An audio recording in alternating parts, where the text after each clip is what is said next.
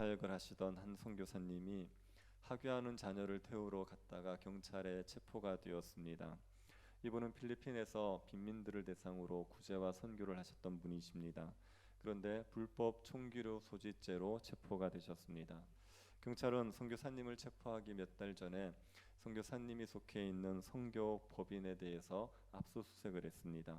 그리고 권총과 수류탄을 발견했다고 했습니다.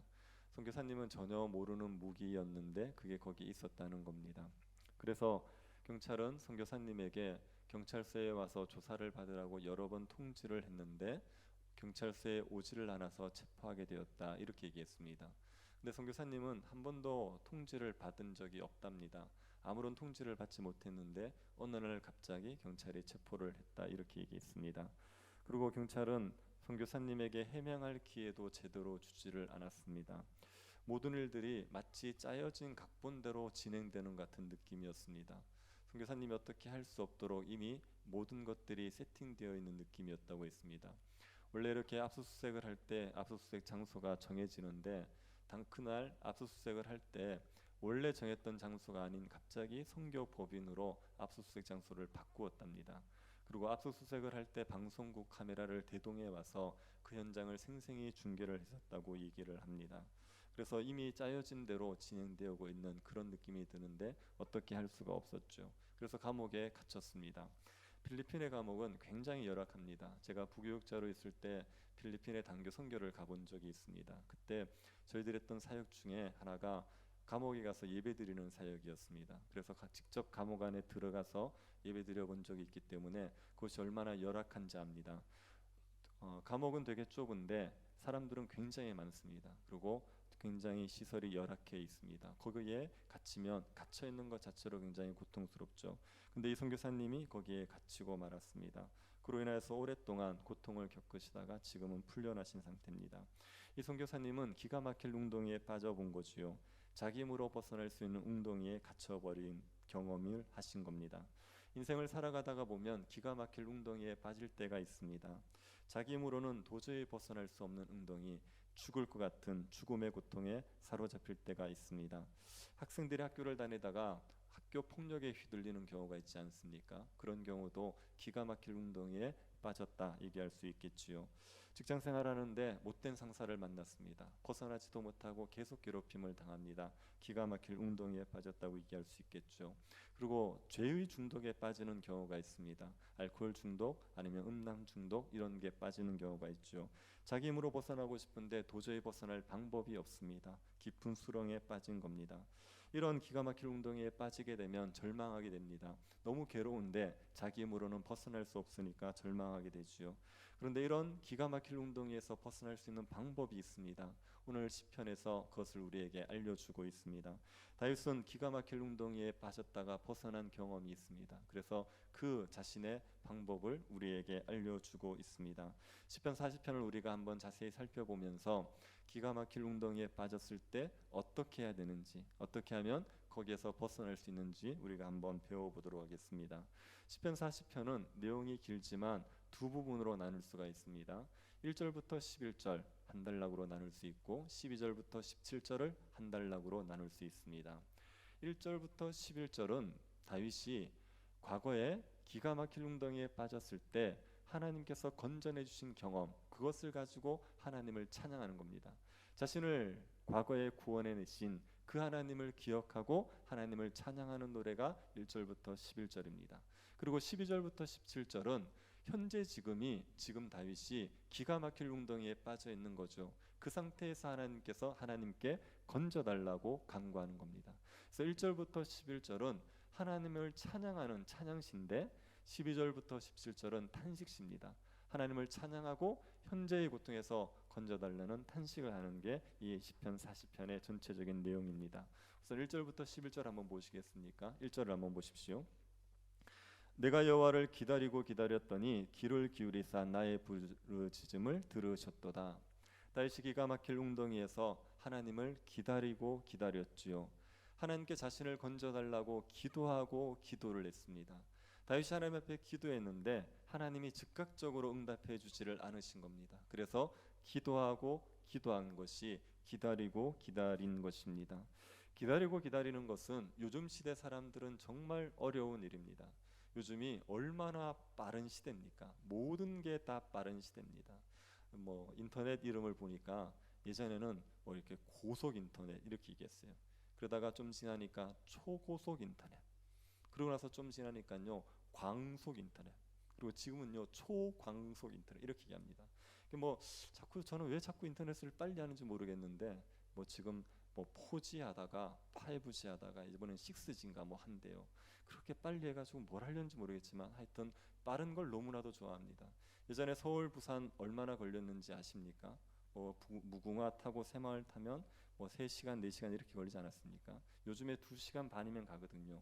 이것도 느리다고 20분 만에 가는 걸 만들어내겠답니다. 빨리 움직이다가 빨리 죽으려고 그러는지 왜 이렇게 빨리 하는지 모르겠습니다. 하여튼 뭐 빠른 것이 너무 익숙해져 있죠. 그래서 요즘은 오래 기다리는 걸 못 견디는 시대입니다. 뭘 해도 속성반이죠. 뭐 몇 분 만에 속성 이런 걸 해야 되지. 뭐 몇 개월, 1년 이런 식으로 얘기하면 사람들이 모이지 않습니다. 교회에서 무슨 교육 과정을 하는데 3년짜리 뭐 이렇게 얘기하면 사람들 신청 안 해요. 근데 3개월 아니면 3주 이렇게 얘기하면 사람들이 움직일 수 있겠죠. 지금 굉장히 조급해 있는 시대입니다. 이게 말세의 특징 중에 하나가 조급함이거든요. 그 조급함이 너무 잘 나타나는 게 지금 우리나라죠. 그래서 기다리고 기다리는 게 익숙하지 않습니다. 그런데 다윗이 하나님 앞에 정말 기다리고 기다렸어요. 자신이 아무리 부르짖어도 응답하지 않는데 그런데 또 부르짖으면서 하나님의 도우심을 구하고 있었습니다. 그랬더니 하나님이 다윗의 기도를 들어주신 겁니다. 2절을 보십시오. 나를 기가 막힐 웅덩이와 수렁에서 끌어올리시고 내 발을 반석 위에 두사 내 걸음을 견고하게 하셨도다. 하나님이 다윗을 기가 막힐 웅덩이에서 수렁에서 건져내셨죠. 이거는 어떤 상황을 생각해 보면 잘 이해가 되냐면 동물이 늪에 빠진 경우를 한번 생각해 보십시오. 뭐 사슴, 예쁜 사슴이 늪에 빠졌습니다. 늪에 빠진 사슴이 이렇게 쭉 빠져 들어가고 있는 그런 상황을 생각해 보십시오. 그걸 지나가던 사람이 건져냈다고 해 보십시오. 건져내서 어디에 둡니까? 반석에 둡니다. 그러니까 늪이 아닌 반석에 두는 거죠. 그랬더니 걸음이 견고해지는 겁니다. 그 땅을 힘차게 딛고 걸어가게 되는 거죠.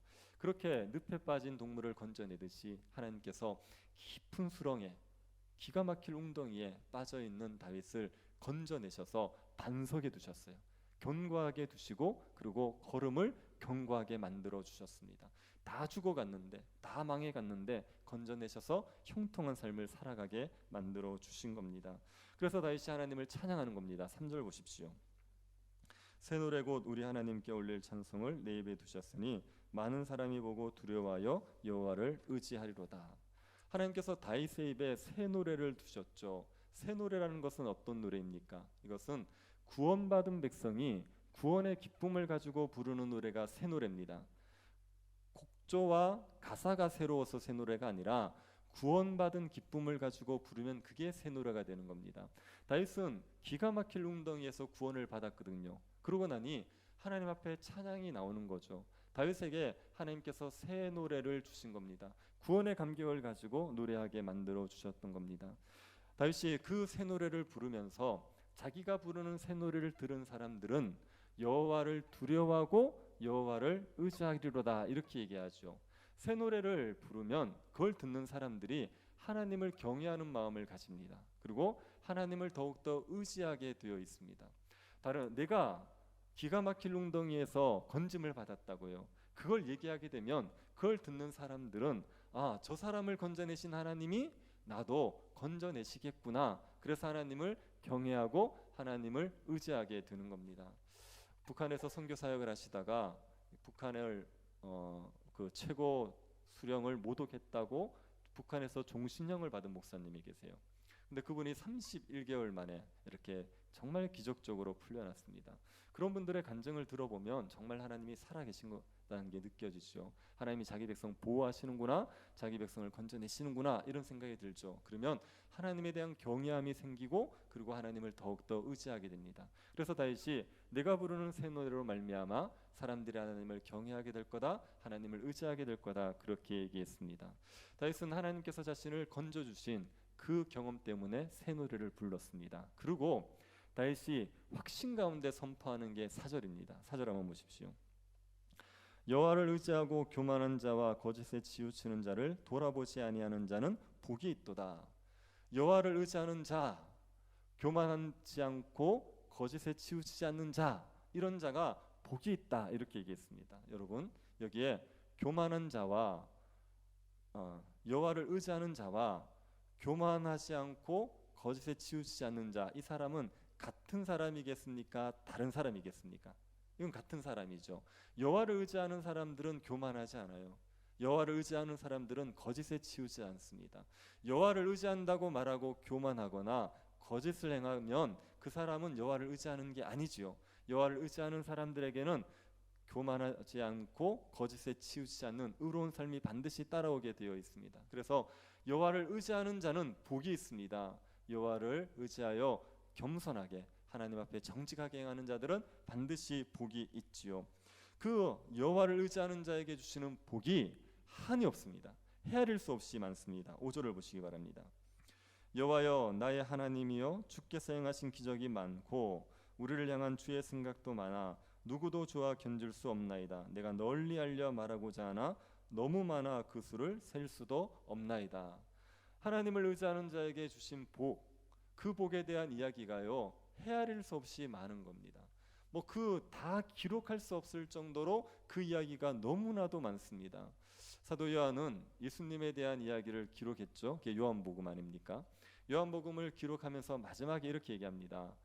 만약에 예수께서 하신 일을 다 기록했으면 그러면 이 세상이라도 그 책을 둘 수 없을 거다. 예수님께서 행하신 일이 그렇게 많다고 얘기했어요. 그런데 예수 그리스도를 믿는 또 주를 의지하는 자들에게 하나님께서 복 주신 이야기는요 정말 다 기록하면 온 우주를 채우고도 남을 정도로 엄청나게 많습니다. 우리가 뭐 유튜브 가면은 성도들의 간증이 굉장히 많죠. 무슨 또 프로그램에 보면 간증하는 프로그램들도 많고 하지 않습니까? 그런 간증들을 들어보면 끝도 없습니다. 뭐 비슷한 간증들이긴 하지만 굉장히 많은 다양한 이야기들이 있지 않습니까? 하나님께서 행하신 일들은 헤아릴 수 없이 많아요. 제가 지난주에 뭐 주일날 예배에 딱 참석하러 저기 안내하고 있는데 어떤 권사님 한 분이 저에게 그 얘기 하시더라고요. 금요기들 오셨대요. 금요기들 오셔서 같이 기도하고 나서 그러고 나가는데 허리가 아파서 그렇게 고생을 했는데 허리가 깨끗이 나았어요. 지금은 모르겠어요. 그때는 하여튼 나았어요. 그때는 이제 깨끗이 나았다. 그래서 저한테 너무 기쁨이 되어서 그 예배당에서 제가 조용히 해달라고 그렇게 부탁드렸는데 크게 얘기하셨어요. 그래서 이런 얘기들이 헤아릴 수 없이 많습니다. 여러분도 몇 명 모여가지고 하나님께서 나에게 복 주신 얘기 하라 그러면 쉴 새 없이 얘기하실 분들 많다고요. 하나님께서 하나님을 의지하는 자에게 복을 많이 주시죠. 그런데 왜 그러냐 설명할 때요 이런 표현을 써요. 하나님이 하나님을 의지하는 자들에 대한 생각이 많대요. 그들을 향한 생각이 헤아릴 수 없이 많대요. 헤아릴 수 없이 복을 많이 주셨는데 그들을 향한 생각이 많아서 그렇다고 얘기합니다. 하나님이 하나님을 의지하는 자들에 대해서 밤낮 많은 생각을 하고 계세요. 그러다 보니까 헤아릴 수 없이 많은 일을 하시지요. 교회 보면 일을 정말 많이 하시는 분들이 있어요. 교회에서 어떤 일을 시켜서 하는 게 아니라 교회에서 자꾸 일을 만들어서 하시는 분들이 있습니다. 뭐 성도들이 어렵다 그러면 도울 방법을 자꾸 찾고 그리고 교회에 필요한 것들을 자꾸 하려는 분들이 있어요. 그런 분들을 보면요 교회에 대한 생각이 많아요. 생각을 많이 합니다. 그러다 보니까 이것도 하고 싶고 저것도 하고 싶어서 자꾸만 일을 만들어내죠. 교회에서 일을 제일 많이 만들어내는 사람이 누굽니까? 목사님들 아닙니까? 목사님들이 일을 만들죠. 물론 일을 안 합니다. 목사님들은 일을 만들 뿐 안 하죠. 그런데 왜 그렇게 많이 만들겠습니까? 생각이 많아서 그래요. 밤낮 교회를 생각하잖아요. 그러니까 이것도 하고 저것도 하고 자꾸 생각하는 거예요. 생각이 많으면 일을 많이 하게 되는데 하나님은 하나님을 의지하는 자들에 대한 생각이 많으십니다. 그러니까 헤아릴 수 없이 많은 일들을 하세요. 우리가 깊은 웅덩이에 빠져 있으면 기가 막힐 웅덩이에 빠져 있으면 우리를 어떻게 건져내실지 하나님께서는 수많은 생각을 하십니다. 그래서 우리를 향해서 그 생각하신 바들을 이루어 가시니까 헤아릴 수 없이 많은 복을 우리에게 주시는 겁니다. 다윗이 그래서 그 고백을 하고 있어요. 주를 의지하는 자들은 하나님께서 복을 주신다. 그런데 그 복 주시는 이야기 헤아릴 수 없이 많다. 이렇게 이야기하고 있습니다.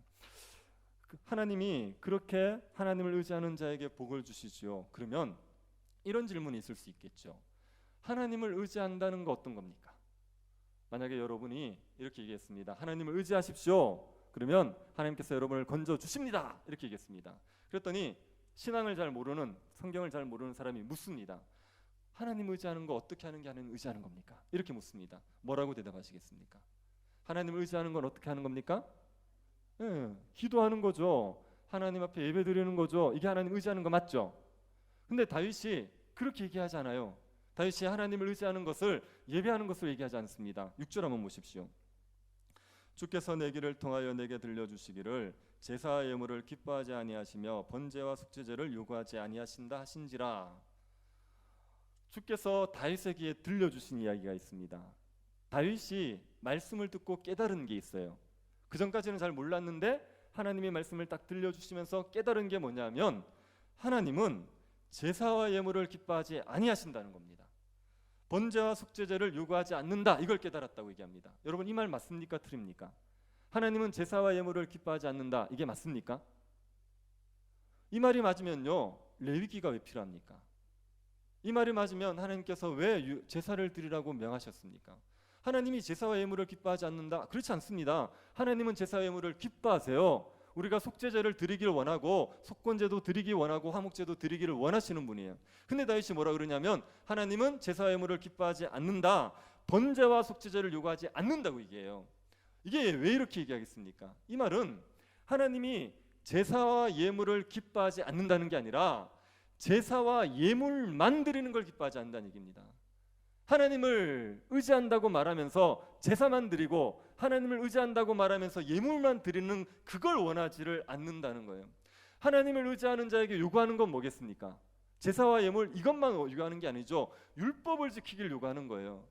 하나님의 말씀에 따라 율법을 지킬 걸 요구하죠. 그런데 제사는 드려요. 예물은 바치는데 율법을 안 지킵니다. 우상을 섬기고 안식일을 지키지 않고 부모를 공경하지 않아요. 도둑질하고 거짓말해요. 그러면 하나님께서 그 제사와 예물을 기뻐하시겠습니까? 이거 선지자들이 얼마나 많이 얘기했습니까? 이스라엘 백성들이 심판날을 받아놨어요. 망할 날을 받아놨어요. 그래서 선지자들이 그 죄를 지적하면서 너희들 회개해라, 너희들 함께로 돌아서라 이렇게 얘기했습니다. 그럴 때마다 그들에게 제사를 드리라 했습니까? 그들에게 예물을 드리라 했습니까? 아모스 선지자가 그 말을 하지 않습니까? 너희들에게 제사 드릴 거 요구하지 않는다, 너희들 예물 드릴 걸 요구하지 않는다, 11조 그런 거 바칠 생각하지 말고 너희들 공의를 행해라, 정의를 행해라, 율법에 따라 살아라, 이걸 요구했잖아요. 하나님 앞에 제사 예물을 드리는 것, 이것만 가지고 하나님을 의지한다고 얘기하면 안 됩니다.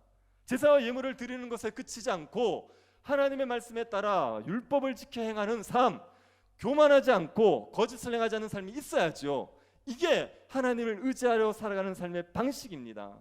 어떤 분이 이것을 가르쳐서 순종의 제사 이렇게 얘기하거든요. 하나님 앞에 제물로 드리는 제사가 드려져야 되죠. 근데 그것만 가지고 하나님을 의지하는 게 아니라 순종의 제사를 드리는 겁니다. 말씀에 따라 순종하면서 하나님 앞에 의롭게 살려고 애써야 되는 거죠. 다윗이 이것을 알았어요. 그래서 어떻게 합니까? 7절 한번 보십시오. 그때 내가 말하기를 내가 왔나이다, 나를 가리켜 기록한 것이 두루마리 책에 있나이다. 내가 왔나이다, 이 말은 제가 여기 있습니다 이런 겁니다. 그리고 다윗이 뭐라 그러냐면 나를 가리켜 기록한 것이 두루마리 책에 있대요. 다윗에 대해서 하나님께서 기록한 게 율법 책에 있답니다. 다윗에 대해서 하나님께서 명하신 바가 율법에 기록되어 있다 이렇게 설명하는 거거든요. 어디에 기록되어 있죠? 지금 다윗이 한 개인이라고 생각지 마시고 왕이라고 생각해 보십시오. 율법에 왕에 대해서 기록한 규례가 있습니까? 없습니까? 있죠. 신명기 18장. 신명기 18장 보면 이스라엘 왕들은 세 가지를 많이 두면 안 됩니다. 아내, 그리고 은금, 마병, 이걸 많이 두면 안 돼요. 그리고 율법책을 옆에 두고 주야로 기록해야 됩니다. 지금 다윗은 왕이지 않습니까? 왕이니까 왕인 자기에게 하나님께서 주신 규례, 그게 이 신명기의 말씀이라는 걸 이해하고 자기가 그걸 지키겠다는 거예요. 자기가 그 규례를 지키겠다고 말합니다. 8절 한번 보십시오. 나의 하나님이여, 내가 주의 뜻 행하기를 즐기오니 주의 법이 나의 심중에 있나이다 하였나이다. 다윗이 하나님의 뜻 행하기를 즐거워합니다.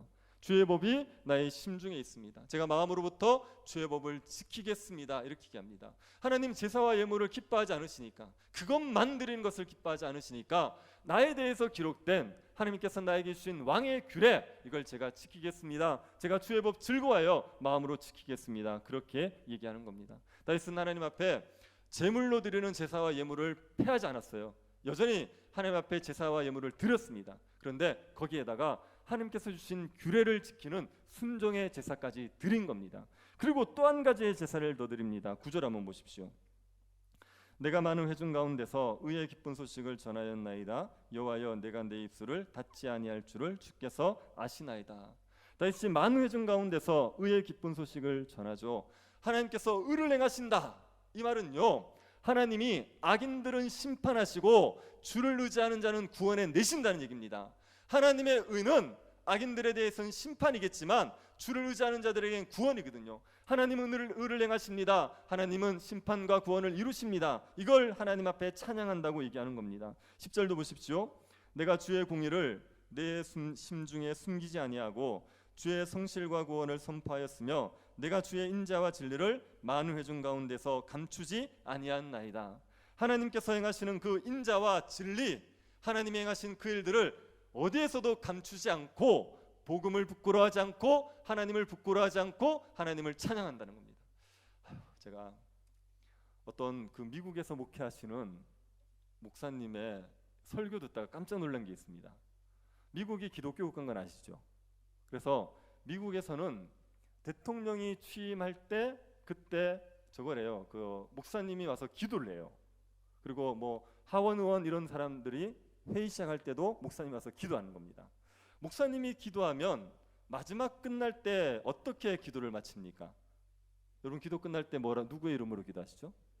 예수 그리스도 이름으로 기도합니다. 이렇게 아멘 이렇잖아요. 근데 미국의 목사님이 대통령 취임식에서 기도를 하고 마치는데 모든 종교의 이름으로 기도했어요. 그리고 하원에서 기도하는데 모든 다양한 신의 이름으로 불려지는, 다양한 이름으로 불려주는 신의 이름으로 기도를 했어요. 목사님인데 제가 그 영상을 보고 깜짝 놀랐습니다. 저게 진짜 미국인가? 아니 어떻게 예수 그리스도의 이름으로 기도한다는 얘기를 못합니까? 근데 그게 안 된대요. 미국에 목사님들이 그걸 못한대요. 공적인 자리에서 하도 다양한 종교가 많으니까. 이거 말도 안 되는 얘기 아닙니까? 주의 이름을 그렇게 부끄러워하다니요. 제가 우리나라 목사인 얼마나 감사한지, 영어를 못해서 정말 감사합니다. 이게 하나님께서 행하신 일 어디서든지 선포해야 되는데 이걸 못하는 사람들이 많죠. 그런데 다윗이 어디서든지 하나님을 높이겠다, 하나님께서 나에게 행하신 인자와 진리를 어디서든지 얘기하겠다, 이렇게 얘기하고 있는 겁니다. 그래서 다윗이 하나님을 의지한다고 얘기할 때요, 세 가지 제사를 드리는 겁니다. 제물로서 드리는 제사를 드리죠. 그 다음에 순종의 제사를 드려요. 그리고 찬양의 제사를 드리는 겁니다. 이 세 가지 제사를 드렸어요. 한번 심심하신데 따라해 보시겠습니까? 제물로서 드리는 제사, 두 번째가 순종의 제사, 세 번째가 찬양의 제사. 이게 하나님을 의지하는 거예요. 하나님을 의지하는 사람이 그저 기도만 하는 것, 그거 가지고 하나님을 의지한다고 얘기하지 않습니다. 하나님의 말씀에 따라 삶을 살아가는 겁니다. 하나님의 말씀에 순종하기 위해서 애쓰는 거죠. 하나님을 높이는 일을 힘쓰는 거, 이게 하나님을 의지하고 살아가는 겁니다. 그렇게 의지하면서 다윗이 하나님의 긍휼을 구하고 있습니다. 11절 보십시오. 여호와여, 주의 긍휼을 내게서 거두지 마시고 주의 인자와 진리로 나를 항상 보호하소서. 주의 긍휼을 거두지 말아 주십시오. 인자와 진리로 자신을 보호하여 주십시오. 하나님을 의지하는 자에게 복 주신다고 하셨으니까 그 약속에 따라서 저에게 복 주십시오. 그렇게 간구하고 있는 겁니다. 다윗은 지금 또다시 기가 막힐 웅덩이에 빠져 있거든요. 12절 한번 보십시오. 수많은 재앙이 나를 둘러싸고 나의 죄악이 나를 덮침으로 우러러볼 수도 없으며 죄가 나의 머리털보다 많음으로 내가 낙심하였음이니이다. 지금 수많은 죄악이 다윗을 둘러싸고 있어요. 그리고 다윗의 죄가 어떻다고 말합니까? 머리털보다 많다 그러죠. 다윗의 죄가 머리털보다 많아요. 이거 가지고 또 어떤 분도 그렇게 얘기하시더군요. 대머리는 죄가 없겠네요. 예, 그 얘기가 아니죠. 제가 너무나도 많다는 얘기를 하고 있어요.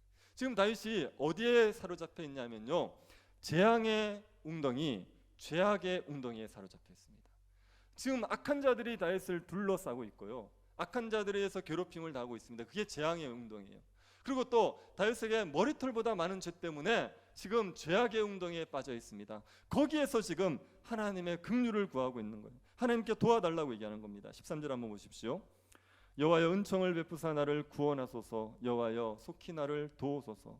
하나님 자신을 죄악의 운동에서 건져주십시오. 악한 자들이 자신을 이겨서 승리의 기쁨을 누리지 못하도록 하나님께서 여기에서 저를 건져주십시오. 제 죄악이 너무나도 많지만, 머리털보다 많지만 하나님 저를 불쌍히 여기셔서 저를 이 죄악의 웅덩이에서 건져주십시오. 그렇게 간구하는 겁니다. 17절도 보시기 바랍니다. 나는 가난하고 궁핍하오나 주께서 나를 생각하시오니 주는 나의 도움이시요 나를 건지시는 이시라. 나의 하나님이여 지체하지 마소서. 나는 가난하고 궁핍합니다. 나는 그 누구의 도움도 받을 수 없고 그 누구도 저를 도울 수 없습니다. 저는 가난하고 궁핍하지만 하나님 저의 도움이 되어 주십시오. 하나님 저의 도움이 되셔서 나를 건지시고 나를 속히 여기에서 구원하여 주십시오. 그렇게 간구하고 있는 겁니다. 지금 다윗은 과거의 자신을 기가 막힐 운동에서 건져내신 그 하나님을 기억해요. 그리고 그 하나님을 찬양하고, 그리고 그 하나님께서 현재의 자신의 그 고난에서도 자기를 건져내달라고 간구하는 겁니다. 과거의 자기를 건져내신 그 하나님이 현재의 이 운동에서도 건져내 주실 수 있다는 걸 믿고 하나님께 간구하고 있는 겁니다. 기가 막힐 운동에 빠졌을 때 우리가 거기에서 벗어날 수 있는 방법은 무엇입니까? 하나님을 의지하는 겁니다. 하나님을 의지하면 하나님께서 반석에 우리를 두시고 우리의 걸음을 견고하게 만들어 주시지요. 하나님을 의지한다는 게 어떤 겁니까? 하나님 앞에 제사를 드리는 겁니다. 제물로서의 제사를 드릴 뿐 아니라 순종의 제사를 드리고 찬양의 제사를 드리는 겁니다. 하나님께 기도할 뿐 아니라 우리의 삶에 죄악들을 끊어내려고 하고 의를 행하려고 애쓰면서 하나님을 높이는 삶을 살아가는 겁니다. 그렇게 하나님을 의지하고 기다리면 하나님의 때에 우리를 기가 막힐 운동에서 건져내서 반석에 두시고 우리의 걸음을 견고하게 만들어 주십니다. 이 믿음 가지고 하나님을 의지하는 자들은 하나님의 구원의 은혜를 누리게 되는 거죠. 여러분이 기가 막힐 운동에 빠졌을 때 우리를 기가 막힐 운동에서 건져내신 그 하나님을 기억하십시오. 우리 모두는 기가 막힐 웅덩이에서 건짐받은 경험 있는 사람들이에요. 우리가 어디에서 건짐을 받았습니까? 죄의 자리에서, 그 죄와 사망의 웅덩이에서 우리가 건짐받은 사람들 아닙니까? 예수 그리스도를 믿음으로 말미암아 죄사함을 받고 사망에서 벗어난 자들이 신자들이란 말이에요. 우리는 그 과거에 놀라운 은혜를 경험했던 사람들입니다. 예수 그리스도는 우리를 죄와 사망의 웅덩이에서 건져내시기 위해서 스스로 죄와 사망의 웅덩이로 들어가신 분이에요. 죄 없으신 그분이 죄의 웅덩이에 들어가셔서 우리를 건져내셨던 분이 예수 그리스도십니다. 그래서 시편 40편은 화자가 다윗입니다. 다윗이 화자인데 이 화자를 예수 그리스도로 바꾸어도 된다고 그래요. 여러분이 예수 그리스도로 바꾸어 놓고 이 시편 40편을 한번 읽어보십시오. 그래도 이 기도가 예수 그리스도의 기도라고 동의할 수가 있게 되어 있습니다. 예수 그리스도는 악한 자들에게 쌓이셨죠. 악한 자들이 예수 그리스도를 죽이기 위해서 모함하고 예수 그리스도를 사망에 던졌지요. 그러 예수 그리스도가 죄가 있으셨습니까? 예수 그리스도는 죄가 없으셨어요. 마음으로부터 하나님의 법을 즐거워하여서 그 법을 다 순종하셨던 유일한 분이 예수 그리스도예요. 그 예수 그리스도께서 그 의로우신 분께서 머리털보다도 죄가 더 많은 자가 되셨습니다. 그 본인의 죄 때문이 아니라 우리의 죄 때문에, 우리의 그 많은 죄를 지고 머리털보다 더 많은 죄인이 되셔서 그 악인들에게 고통을 겪으셨단 말이에요. 그 상황 속에서도 하나님을 의지하지 않습니까? 하나님 앞에 의지하고 죽기까지 주의 뜻에 순종하셨지 않습니까? 그 예수 그리스도를 하나님께서 건져내셨잖아요. 기가 막힐 운동에서 건져내셨단 말입니다. 무덤에서 건져내셔서 만왕의 왕으로 세우셨습니다. 반석에 두셨고 걸음을 견고하게 하셨습니다. 온 세상을 다스리는 통치하시는 왕이 되게 만들어 주셨습니다. 그 예수 그리스도로 말미암아 우리도 기가 막힐 운동에서 건진받은 백성들이에요. 우리가 과거에 어떻게 살았는지 다 알지 않습니까? 우리가 얼마나 죄악 때문에 고통스럽게 살았습니까? 죄에 빠져서 허덕이며 살면서 삶이 망가져서 견딜 수 없는 고통 가운데서 살았던 자들인데 예수 그리스도를 믿는 순간 그 모든 죄악에서 벗어나서 반석에 서서 견고한 걸음을 가지고 살아갈 수 있는 백성들로 변화되었지요. 우리가 이 은혜를 기억하셔야 됩니다. 예수 그리스도를 믿음으로 얻은 이 은혜를 기억하시고 우리의 삶에 또다시 기가 막힐 웅덩이에 빠진 일이 있을 때 이 하나님을 의지하셔서 이 하나님께 도움을 구하시기를 바랍니다. 그러면 하나님 우리를 건져내십니다. 믿으십시오. 하나님께서 언제일지 모르지만 반드시 우리를 기가 막힐 웅덩이에서 건져내셔서 우리의 걸음을 견고하게 만들어 주십니다. 낙심하고 무너졌고 쓰러졌던 자들이라도 하나님을 의지하면 다시 새 힘을 얻게 하셔서 하나님의 백성으로서 힘있게 살아갈 수 있도록 만들어 주시게 되어 있습니다. 그 누구도 우리를 도와주지 못할 상황일지라도 우리가 하나님을 의지하면, 하나님께 제사를 드리면 그 제물의 제사, 순종의 제사, 찬양의 제사를 드리면서 하나님을 의지하기만 하면 하나님께서 우리를 건져내셔서 우리를 견고하게 만들어 주실 것을 믿으시기를 바랍니다. 이 하나님을 의지하셔서 어떤 기가 막힐 웅덩이에서든지 벗어나셔서 하나님께 새 노래를 드리고, 그리고 낙심하여 있는 사람들에게 하나님을 경외하도록 돕고 그들이 하나님을 의지하도록 도울 수 있는 백성들 될 수 있기를 간절히 바랍니다. 자비하신 하나님, 우리를 기가 막힐 웅덩이에서 건져주신 것을 감사드립니다. 죄의 짐 아래 눌려서 사망의 고통 가운데 살던 우리들을 예수 그리스도의 십자가를 믿는다는 단 한 가지 이유 때문에 우리를 건져내어 주신 그 은혜에 감사를 드립니다. 우리가 그 하나님 잊어버리지 말게 하여 주옵소서. 우리를 기가 막힐 웅덩이에서 건져내신 하나님께서 지금 우리가 빠져있는 웅덩이에서도 우리를 얼마든지 건져내실 수 있음을 믿게 하여 주옵소서. 하나님만을 의지하는 백성들 되게 하여 주시고 하나님 앞에 찬양의 제사, 순종의 제사를 드리고 주님을 전적으로 의지하여서 하나님이 주시는 구원을 누리고 새 노래 부르는 백성들 될 수 있도록 우리에게 은혜 베풀어 주옵소서. 걸어가신 예수님 이름으로 기도드립니다. 아멘.